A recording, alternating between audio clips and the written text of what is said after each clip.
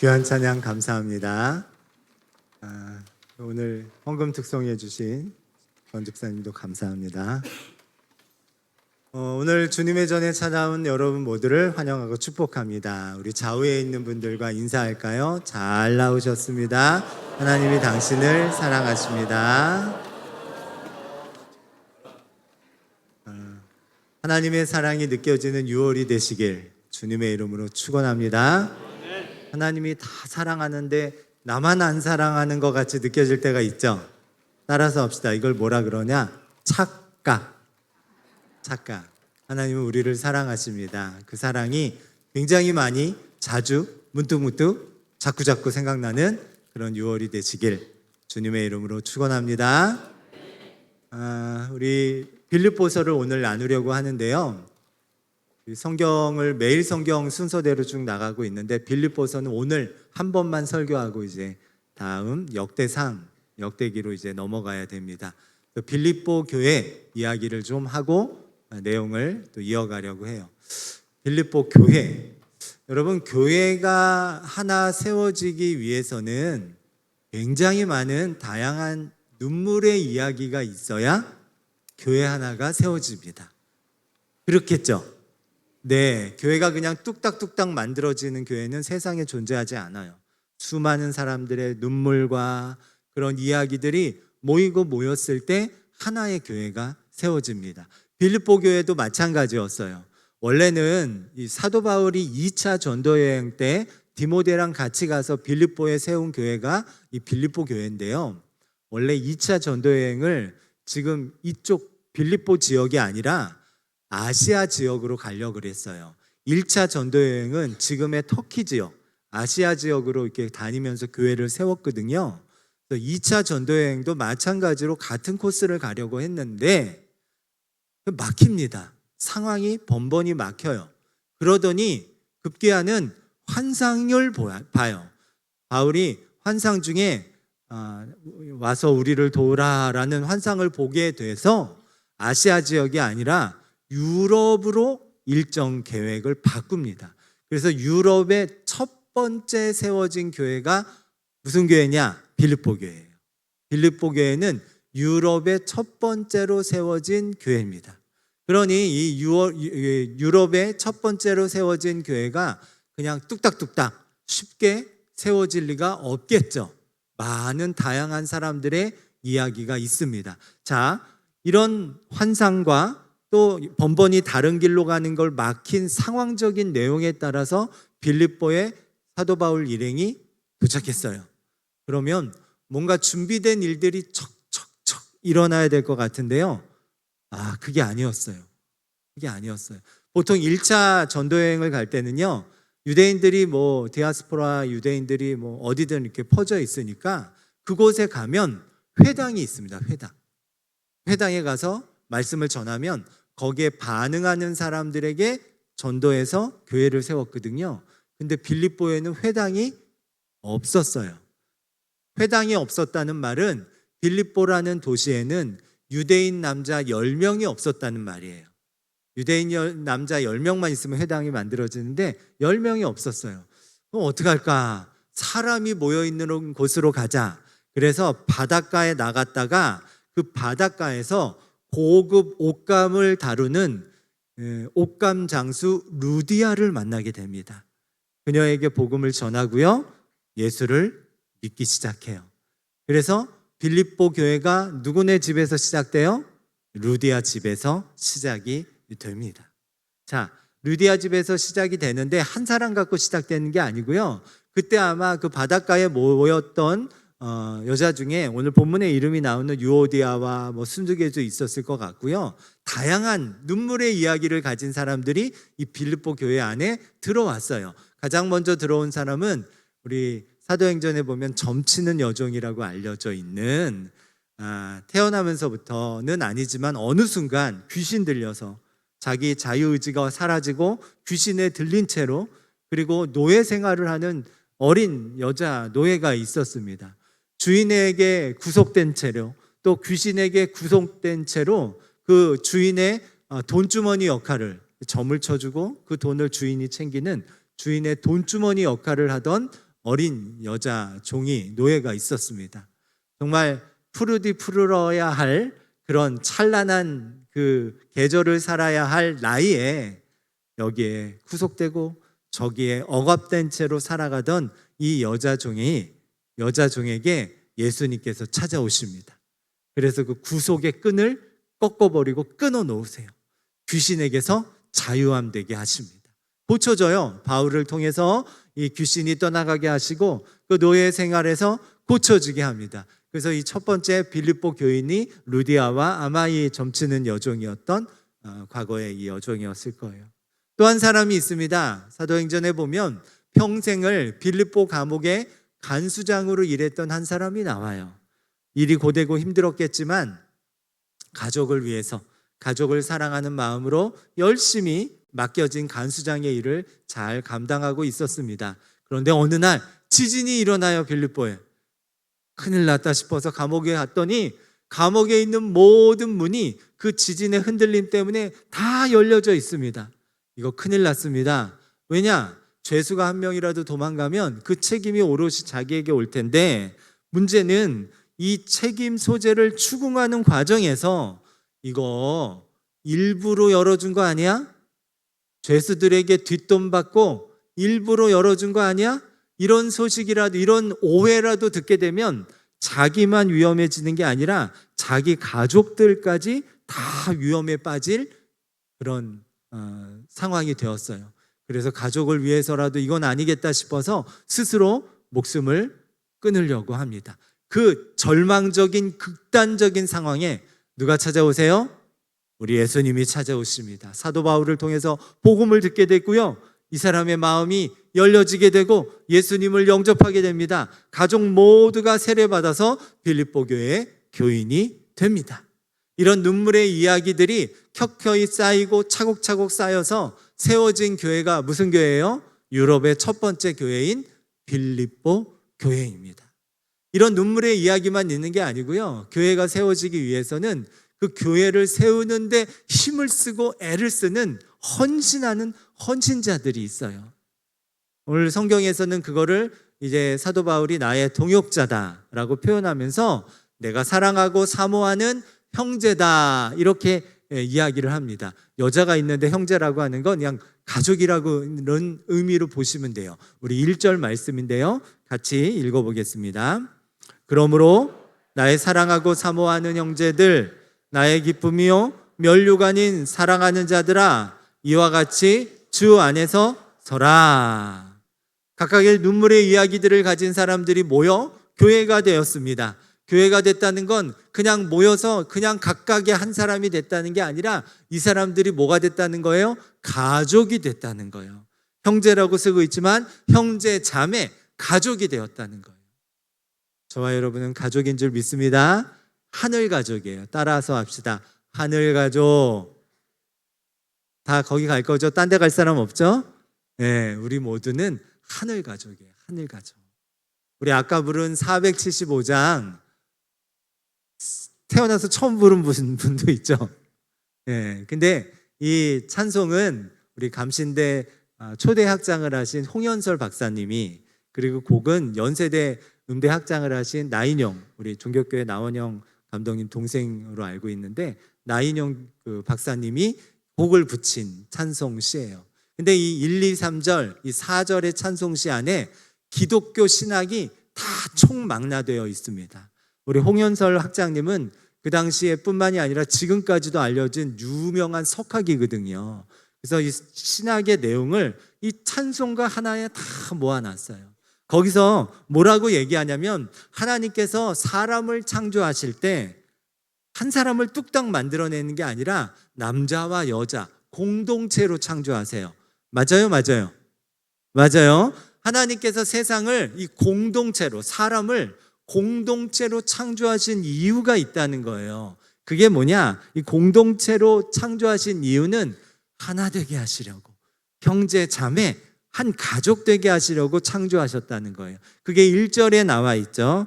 인류는 하나 되어 지음받은 한 가족, 우리는 그 속에서 협조하며 일하는 형제와 자매로다. 형제와 자매로다. 우리는 형제와 자매로 창조됐어요. 예, 형제와 자매로 창조되었습니다. 하나 되게 하시려고. 하나 되게 하시려고. 그런데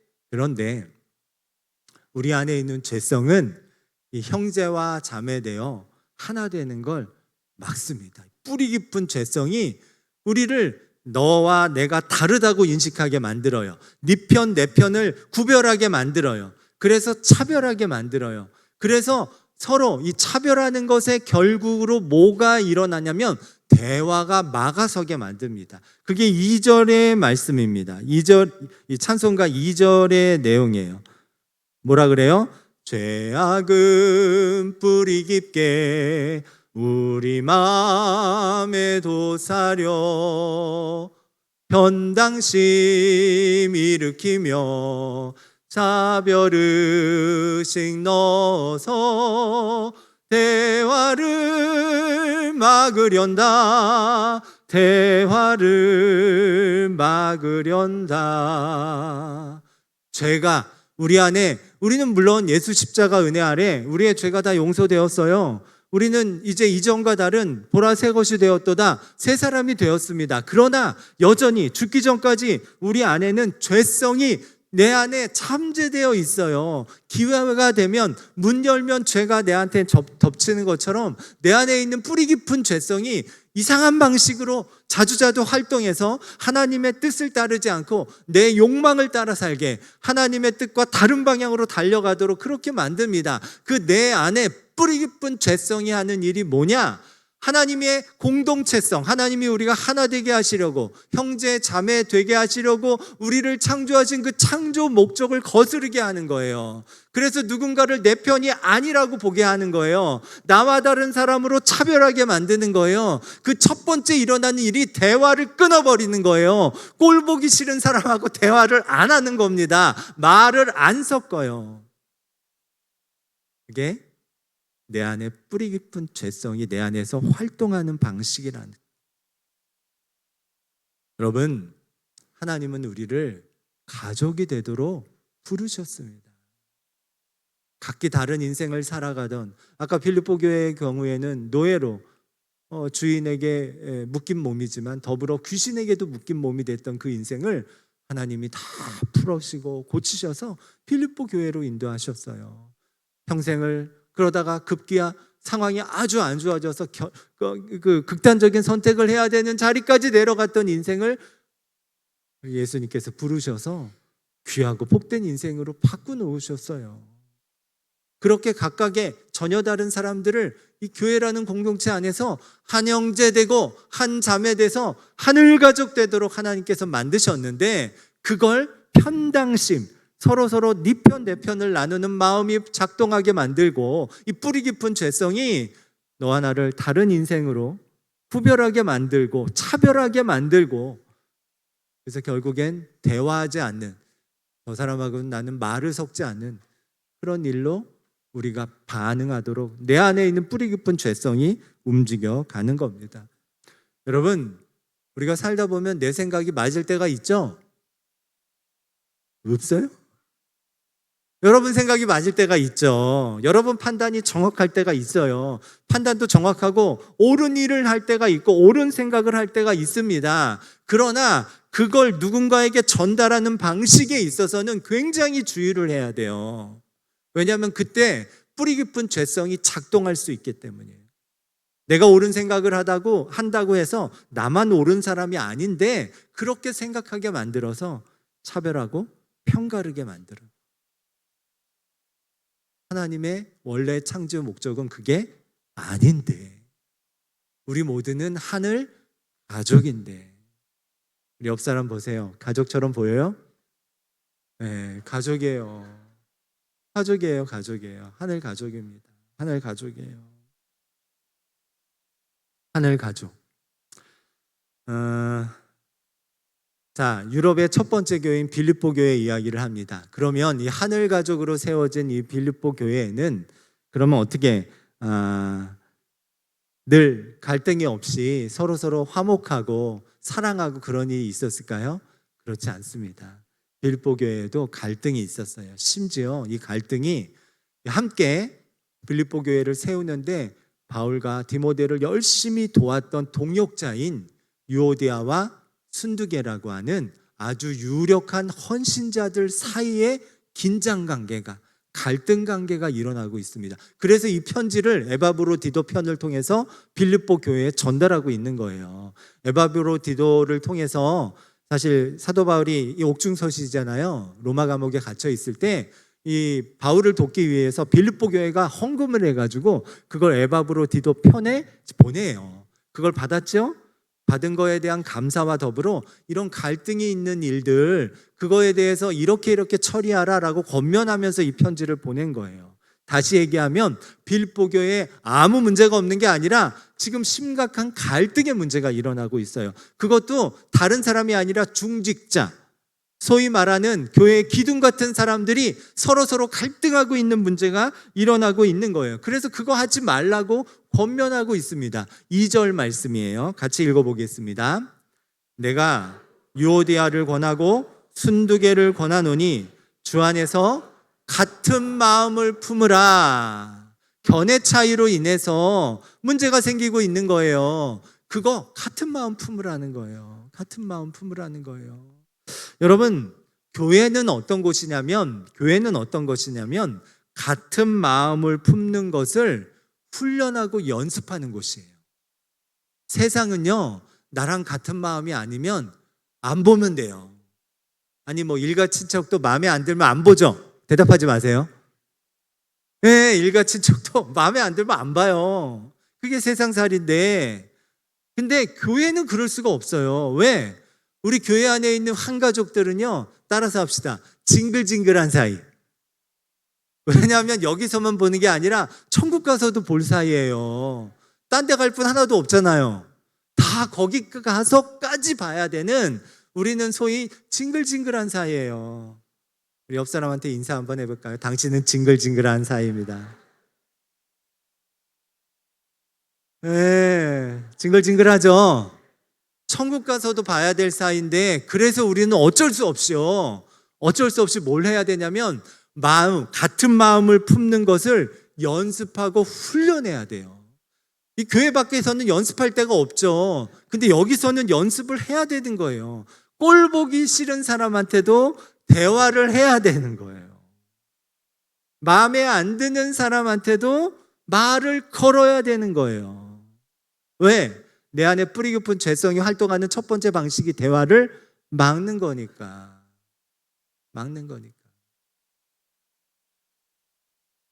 미운 사람이 대답하지 마세요. 미운 사람이 있죠. 교회 안에. 네, 싫은 사람이 있죠. 있을 수 있어요. 그건 내 감정이니까 그거 어떻게 할 수 없습니다. 이 감정 이거 마음대로 컨트롤할 수 있는 사람이 세상에 누가 있겠어요? 못하죠. 그냥 그런 마음이 들면 그런 마음이 생긴 거예요. 그런데 그걸 푸는 건 할 수 있잖아요. 뭔가 그런 마음이 새로 생겼다면 그 마음을 없앨 수 있을 거 아니에요. 푸는 건 우리가 해야 되는 거예요. 연습해야 되는 거예요. 연습하고 훈련해야 되는 줄 믿습니다. 교회가 처음 이제 복음이 전해질 때 선교사를 통해서, 미국 선교사들을 통해서 복음이 이제 우리나라에 퍼지는 조선 말기 구한말 시절에 김제에 아주 유력한 부자 한 명이 살았어요. 조덕삼이라는, 인삼을 팔아서 자기 아버지 때부터 김제에서 가장 큰 부자로 알려진 분이 있었어요. 그리고 성품도 좋고 많은 사람들한테 나누기도 잘하는 그런 분이었어요. 그리고 그 집에는 하인이 한 명 있습니다. 하인이 많은데 하인 중 한 명이 이자익이라는 하인이 있었어요. 이 두 사람이 1907년에 이 선교사를 통해서 복음이 뿌려지는 그 복음을 받아들이고 세례를 받고 크리스찬이 됩니다. 교인이 돼요. 그리고 교회가 세워집니다. 김제 금산에 교회가 세워져요.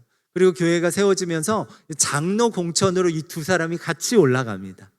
사실 선교사님이 이 공천을 올릴 때는 둘 다 3분의 2 이상의 득표를 해서 둘 다 장로가 될 거라고 생각했는데, 이 하인이었던 이재익은 3분의 2 이상의 득표가 됐는데, 주인이었던 조덕삼은 3분의 2에서 표가 좀 모자랐어요.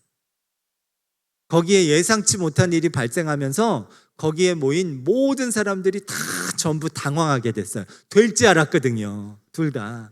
근데 안 돼도 하인인 이자익, 이분이 안 돼야 되는데 주인이 안 됐거든요. 부자가 안 됐거든요. 이 큰일 났어요. 그때 조덕삼이 발언권을 얻어서 이렇게 말을 합니다. 우리 금산교회는 참으로 훌륭한 일을 해냈습니다. 저희 집에서 일하는 이자익 영수는 저보다 신앙 열의가 더 대단한 분입니다. 그러면서 뭐라고 얘기하냐면, 제가 열심히 잘 모시겠습니다. 박수가 터져 나오고요, 이 소식이 퍼지면서 교회로 들어오는 사람이 더 많아졌다는 거예요. 이후에는 이분도 장로님이 되셨고요. 그리고 1909년 돈은 부자인 조덕삼 씨가 내고, 조덕삼 장로님이 내고, 그리고 이자익 장로님과 교인들이 품을 팔아서 열심히 세운 교회가 지금도 금산에 가면 있는, 김제에 있는 금산교회예요. 기역자교회로 알려진, 제가 몇 년 전에 한번 가봤는데 여전히 잘 보존되어 있습니다. 교회는 이런 곳이에요. 주인과 하인 하나 될 수 있어요, 없어요? 없는데 하나 되는 거예요. 왜? 하늘 가족이니까. 하늘까지 가야 되는 징글징글한 사이니까. 거기 가선 싸울 수 없으니까. 그래서 이 땅에서 사랑을 연습하고 용서를 연습하고 용납을 연습하고 훈련하는 곳이 교회여야 하니까. 교회는 이런 곳입니다. 여러분, 갈등, 제가 이제 논문을 갈등에 대해서 썼거든요. 갈등이라는 용어가 갈나무와 등나무가 서로 엉켜져 있는, 절대로 풀지 못하는 그런, 갈등이 있는 곳이 있고 없는 곳이 있죠. 아니요, 사람 사는 곳에는 다 갈등이 있어요. 교회도 예외가 아니죠. 그런데 교회에도 갈등이 있지만 교회는 갈등이 없는 곳이 아니라 갈등을 풀어내는 시도를 하는 곳이에요. 교회 안에 미운 사람이 없을 수는 없지만 그 미운 사람을 풀어내는 시도를 하는 곳이 교회여야 해요. 왜? 우리는 가족이니까. 한 형제, 한 자매이니까. 형제들은 갈등하면 안 되니까. 근데 성경에 나오는 최초의 갈등이 누구와의 갈등이에요? 아이러니하게도요, 형제 간의 갈등이에요. 가인과 아벨. 형제 간의 갈등이 최초의 갈등입니다. 사람 간에 나타난 최초의 갈등. 그리고 그 갈등의 끝이, 결론이 우리가 알고 있는 것처럼 살인이에요, 살인. 그래서인지 예수님은 형제를 미워하는 것과 살인하는 것을 같다고 말씀하십니다. 우리 마태복음, 요한 1서 3장 15절의 말씀이에요. 같이 읽어볼까요? 그 형제를 미워하는 자마다 살인하는 자니 살인하는 자마다 영생이 그 속에 거하지 아니하는 것을 너희가 아는 바라. 성경에서 말하는 바는 뭐예요? 살인한 거랑 형제를 미워한 거랑 같대요. 이거 굉장히 충격적인 말씀인 거거든요. 왜? 우리가 살인은 안 했죠? 네, 대답이 없는 걸 봐서는 살인은 안 했어요. 근데 살인을 한 거예요. 왜? 우리는 교회 안에 있는 형제나 자매를 미워한 적이 있으니까. 이게 같은 거라는 거죠. 같은 거라는 거. 심각한 일이에요. 이 심각한 일을 해결하기 위해 오늘 이 바울 사도는 빌립보서를 써서, 이 편지를 써서 빌립보 교회에 보내고 있습니다. 그럼 이걸 어떻게 해결해야 되느냐? 먼저 3절에서 뭐라고 얘기하냐면 중재자가 필요하다고 얘기하고 있어요. 누군가의 갈등을 할 때, 지금 빌립보에서는 유오디아와 순두계가 갈등하고 있거든요. 이 사이에 중재하는 중재자가 필요하다고 얘기하고 있어요. 우리 본문 3절입니다. 같이 읽어보겠습니다. 또 참으로 나와 멍에를 같이 한 내게 구하노니 복음에 나와 함께 힘쓰던 저 여인들을 돕고. 저 여인들이 갈등하는 유오디아와 순두계예요. 그 여인을 도우라는 거예요. 누가? 나와 멍에를 같이 한 너. 여기서 말하는 우리 3절에서 말하는 나와 멍에를 같이 한 너가 누굴까요? 이 주석을 보면 다양하게 설명을 해요. 이 편지를 받는 사람일 텐데 이 편지를 받는 누군지 모르는 사람이다. 혹은 그 같은 절에 나오는 글레멘트다. 혹은 뭐 누구다. 이렇게 설명을 하는데요. 저는 여기서 말하는 이 중재자 역할을 해야 되는 사람이 바로 여러분이라고 생각합니다. 저고 여러분이에요.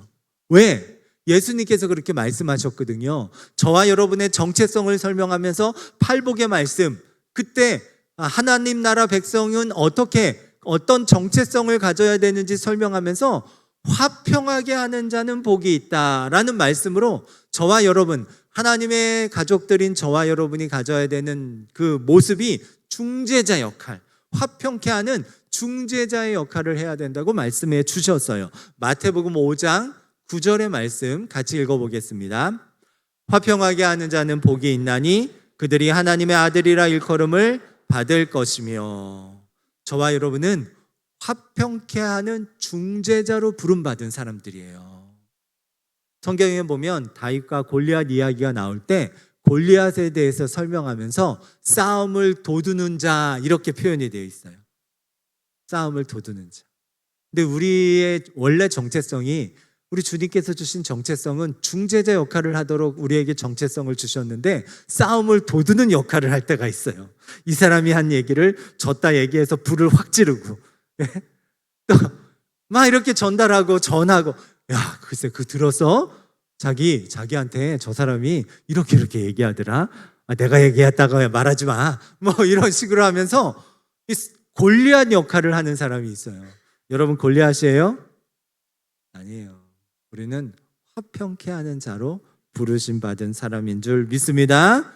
우리 하늘 가족들이에요. 화평하게 하는 중재자 역할을 합시다. 자, 내가 중재자 역할을 해야 돼요? 예? 중재자 역할을 해야 돼요? 네, 중재자 역할을 해야 돼요. 중간에서 불질리는 그 싸움 도두는 자 역할을 하지 말고 중재자 역할을 합시다. 그런데도 불구하고 본인이 중요해요. 사실 이 중재자가 있더라도 내가 이거 어떻게 하느냐가 참 중요합니다. 그래서 내 안에 있는 이런 갈등의 마음을 극복하는 방법으로서 4절에서 뭐를 사도 바울이 권면하고 있냐면 기뻐하라고 권면하고 있어요. 1절, 2절, 3절에 가서 갈등하지 말라고 얘기하다가 갑자기 기뻐하라고 얘기하는 것은 이 기뻐하는, 항상 기뻐하는 일이 있으면 이 갈등하고 내 편, 네 편 가르고 차별하는 것이 이 기뻐하는 마음으로 덮어지기 때문이에요. 지금은 없어졌는데 여러분이 한 10년 동안 사법고시를 공부하다가 합격 발표를 들었다고 합시다. 근데 듣기 전까지 그날 오면서 자빠지기도 하고 넘어지기도 한 10번쯤 넘어졌다고 합시다. 길에서. 예? 그리고 뭐 돈도 잊어버렸다고 하고 뭐 무슨 일이 일어났다고 합시다. 그래도 10년 만에 사법고시가 붙었으면 이 앞전에 있는 일들이 다 덮어지겠죠. 그죠? 마찬가지예요. 내가 그렇게 불편한 마음, 갈등하는 마음이 있어도 항상 기뻐하는 마음이 있으면 이게 덮어진다는 거예요. 전에 있던 지방에서 그 종교개혁지 탐방을 이제 목사님 부부가 갔어요. 그러면서 갔던 것 중에 이제 스위스에 갔는데 거기에 필라투스 산이라고 있습니다. 알프스 자락인데 빌라도 아시죠? 빌라도. 아까 사도신경에 본디오 빌라도 할 때 그 빌라도에 악령이 깃들었다고 할 정도로 산세가 험한, 그래서 뭐 빌라도가 용이 됐다 그래서 용그름이 있는 그런 이제 필라투스라는 산이 있어요. 거기에 곤돌라를 타고 그 정상에 올라가는 시간이 되어서 곤돌라를 타려고 이렇게 기다리고 있는데 그때 저한테 이제 국제 전화로 전화 한 통이 걸려옵니다. 저희 재무부장님이 전화를 하셨어요. 그때 당시가 어떤 상황이었냐면 상가에서 이제 교회를 하고 있었을 텐데 교회가 부흥하면서 너무 좁아가지고 고민하다가 그 근처에 있는 그 왕국회관이라는 이단이 나가면서 그 건물이 통째로 좀 나왔어요. 그래갖고 거기 1층, 2층 지하까지 저희가 통으로 임대를 했거든요. 근데 그 주인이 이 재무부장님 말씀은 그 건물주가 갑자기 계약을 파기하겠다고 연락이 왔다는 거예요. 그래서 찾아가서 왜 파기하냐고, 조건이 안 맞냐고 물어봤는데 이유도 없다는 거예요. 파기한다는. 그 얘기를 듣는데 너무 낙심이 되는 거예요. 왜냐하면 부푼 기대를 갖고 있었고, 우리 감리교회에서는 1년에 한 번씩 자기 주소록을 다시 새로 만드는데 그 주소록에 주소까지 바꿔놨거든요. 이사갈 주소록, 이사갈 날짜 다 잡고.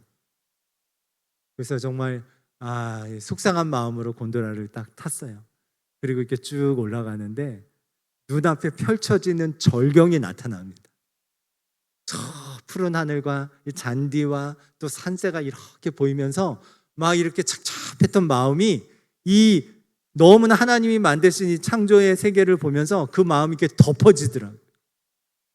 그리고 생각해 보니까 돌아간다고 돌아갈 수도 없고, 돌아간다고 이 일이 해결될 것도 아니에요.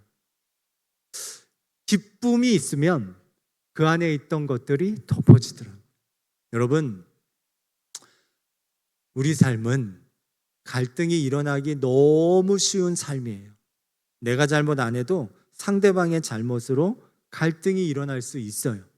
갈등이 일어나는 걸 내가 막을 수는 없어도 갈등을 푸는 건 내가 해야 돼요. 그리고 그 일의 가장 좋은 방법으로 알려주고 있는 것은 기뻐하라는 거예요. 항상 기뻐하라. 기뻐합시다. 근데 기뻐하는 게 쉬워요?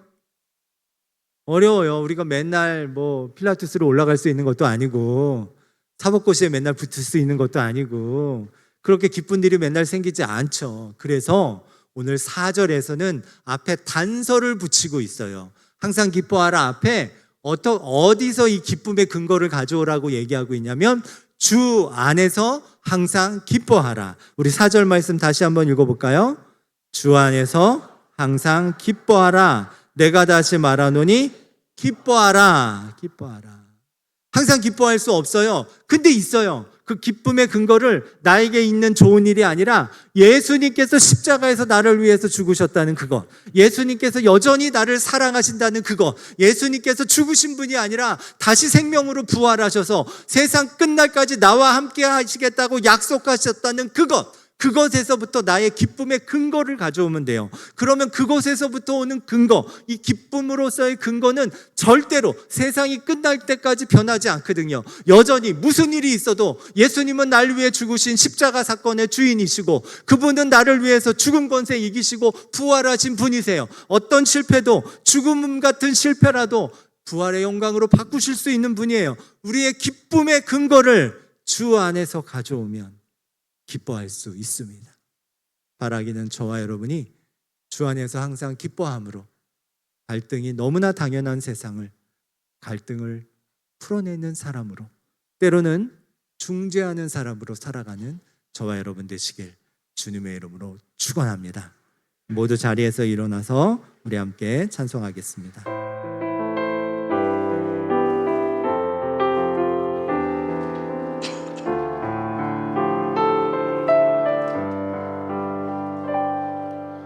말씀 앞에서 경외함으로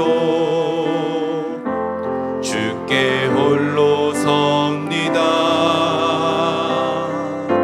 생명의 말씀 읽고 순종해 주를 예배합니다. 기록된 말씀 힘이 있어서 진리로 우리 거룩해 하며, 거룩한 말씀 세세 영원히 복음이 되어 말씀하시네. 하나님 말씀에 두려워 떠는 그 말씀에 생명을 거는 자 한 사람 찾으시는 주님의 약속을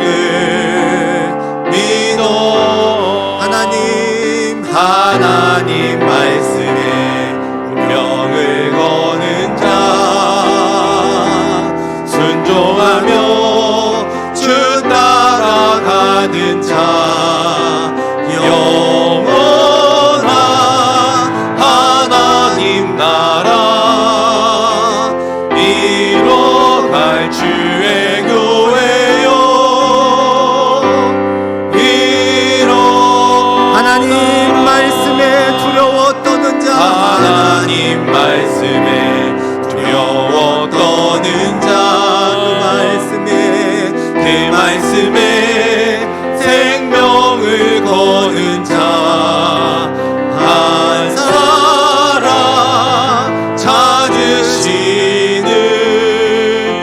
주님의 약속을 믿어 하나님 말씀에 명을 거는 순종하며 주 따라가는 자 순종하며 주 따라가는 자 영원한 하나님 나라 이뤄갈 주의 교회요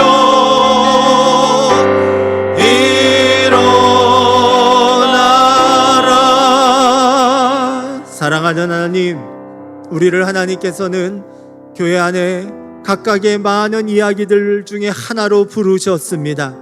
우리의 눈물이 모여 하나님의 교회가 세워지고 우리의 눈물이 모여 하나님의 나라가 세워지고 있습니다. 이 귀한 일을 우리에게 맡기시면서 우리에게 너희는 한 가족이라 명령하시고 말씀해 주셨습니다.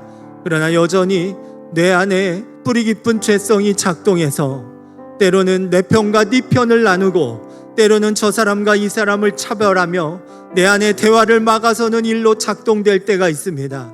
하나님, 이런 우리의 무지를 용서하시고 주님이 예수 십자가로 이 모든 것을 화목하게 하시고 하나 되게 하신 것처럼 하나님과 우리의 갈라짐을 하나 되게 하시고 우리와 우리 주변과 모든 사람의 헤어짐과 또 끊어짐을 하나 되게 하신 십자가 사건을 기억하며 우리도 중재자의 삶을, 우리도 화평케 하는 자의 삶을, 우리의 갈등을 풀어내는 연습하는 자의 삶을 온전히 살아가는 믿음의 성도들 되게 하여 주옵소서. 이제는 우리 구주 예수 그리스도의 크신 은혜와 아버지 하나님의 놀라우신 사랑하심과 성령님의 역사하심이 믿음을 따라 사는 모든 이들 머리머리 위에 지금부터 영원토록 함께 하시기를 간절히 축원하옵나이다. 아멘.